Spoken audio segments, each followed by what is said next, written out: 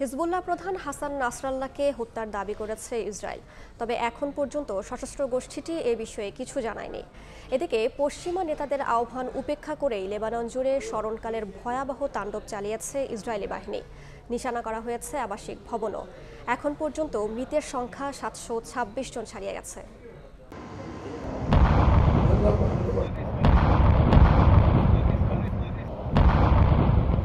ভোরের আলো ফোটার আগেই একের পর এক বোমা হামলায় কেঁপে ওঠে বৈরুত। বিকট শব্দে ঘুম ভাঙে লেবাননবাসী। আগুনের লেলিহান শিখায় ছেয়ে যায় আকাশ। প্রত্যক্ষদর্শীরা জানান, স্থানীয় সময় শনিবার প্রায় 20 বার বিস্ফোরণের আওয়াজ শুনতে পান তারা। গণমাধ্যম বলছে, 2006 সালের পর দেশটির ইতিহাসে সবচেয়ে ভয়াবহ হামলার শিকার হলো লেবানন। আবাসিক এলাকা লক্ষ্য করে চালানো হামলায় অনেকেই বাড়িঘর ছেড়ে অন্য জায়গায় আশ্রয় নিয়েছেন। ইসরায়েলের প্রতিরক্ষা বাহিনীর মুখপাত্রের দাবি, সশস্ত্র গোষ্ঠী হিজবুল্লাহর স্থাপনা লক্ষ্য করেই ওই হামলা চালানো হয়েছে। বৈরুতের আবাসিক ভবনগুলোর নিচেই হিজবুল্লাহর একাধিক হেডকোয়ার্টার রয়েছে বলেও দাবি তাদের। তবে বৈরুত ভিত্তিক এক সাংবাদিক গণমাধ্যম আল জাজিরাকে জানায়, হিজবুল্লাহর কমান্ড সেন্টার কিংবা হেডকোয়ার্টার বলতে কিছু নেই। হামলা চালানো ভবনের সবগুলোই আবাসিক, যেখানে বেশিরভাগই বেসামরিক লোকজন বাস করেন। বসে নেই হিজবুল্লাহ। তেল আবিবের দাবি, ইসরায়েলে এখনও রকেট সহ মিসাইল হামলা অব্যাহত রেখেছে লেবাননের সশস্ত্র গোষ্ঠীটি।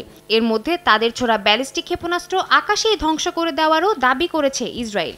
এছাড়াও ইসরায়েলের দক্ষিণ পূর্বাঞ্চলীয় হাইফায় রামাত ডেভিড বিমান ঘাঁটি সহ বিভিন্ন স্থাপনায় ক্ষেপণাস্ত্র হামলার দাবি করেছে হিজবুল্লাহ। এদিকে রাশিয়ার দাবি, শুক্রবার জাতিসংঘে ভাষণ দেওয়ার পর নিউ ইয়র্কের যে হোটেলে অবস্থান করছিলেন সেখান থেকে এই হামলার নির্দেশ দেন ইসরায়েলি প্রধানমন্ত্রী বিনিয়ামিন নেতানিয়াহু। ইসরায়েলি বাহিনীর এই হামলাকে নেতানিয়াহুর ঔদ্ধত্য এবং আন্তর্জাতিক আইনের লঙ্ঘন বলে মনে করছেন বিশেষজ্ঞরা। জাতিসংঘের অধিবেশনে দেওয়া ভাষণের পরপরই এই হামলা নেতানিয়াহুর পক্ষ থেকে বিশ্ববাসীর প্রতি পরিষ্কার বার্তা বহন করে বলেও মত তাদের। ইসরায়েলের এই বর্বরতার তীব্র নিন্দা জানিয়েছে বিভিন্ন দেশ। জাতিসংঘের সাধারণ পরিষদের ভাষণে অনেকেই নেতানিয়াহু প্রশাসনের প্রতি যুদ্ধ বন্ধের আহ্বান জানিয়েছেন।